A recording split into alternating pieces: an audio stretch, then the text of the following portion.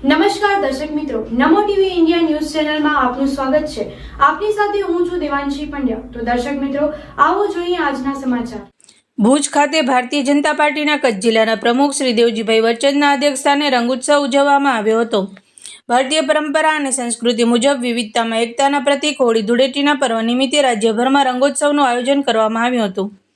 તે મુજબ કચ્છના જિલ્લા મથક ભુજના ભારતીય જનતા પાર્ટીના કાર્યાલય કમલમ ખાતે પણ રંગોત્સવનું આયોજન કરવામાં આવ્યું, જેમાં કચ્છ મોરબીના સાંસદ અને ગુજરાત પ્રદેશ મહામંત્રી શ્રી વિનોદભાઈ ચાવડા, ભુજના ધારાસભ્ય શ્રી કેશુભાઈ પટેલ સહિત ભાજપના અગ્રણીઓ અને પદાધિકારીઓ ઉપસ્થિત રહ્યા હતા।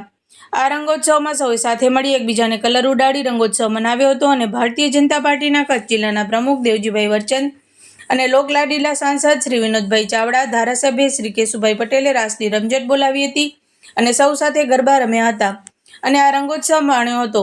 આ ઉત્સવે કચ્છ જિલ્લાના પ્રમુખ શ્રી દેવજીભાઈ વરચંદ તથા સાંસદ શ્રી વિનોદભાઈએ સૌ કચ્છીવાસીઓને ધૂળેટી નિમિત્તે શુભેચ્છાઓ પાઠવી હતી। આવો સાંભળીએ એમના શબ્દોમાં।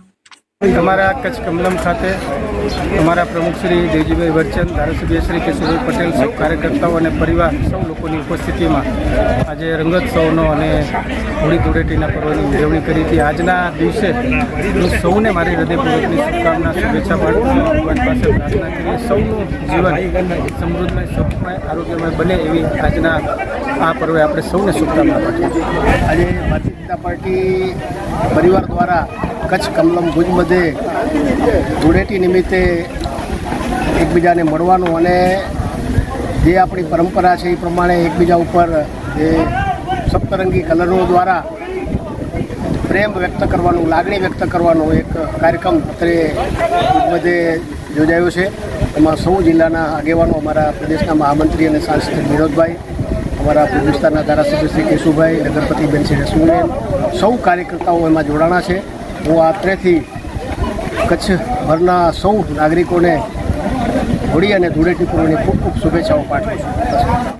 તો દર્શક મિત્રો, આ હતા આજના સમાચાર। ફરી મળીશું નવા સમાચારો સાથે। ત્યાં સુધી રજા આપશો। નમસ્કાર।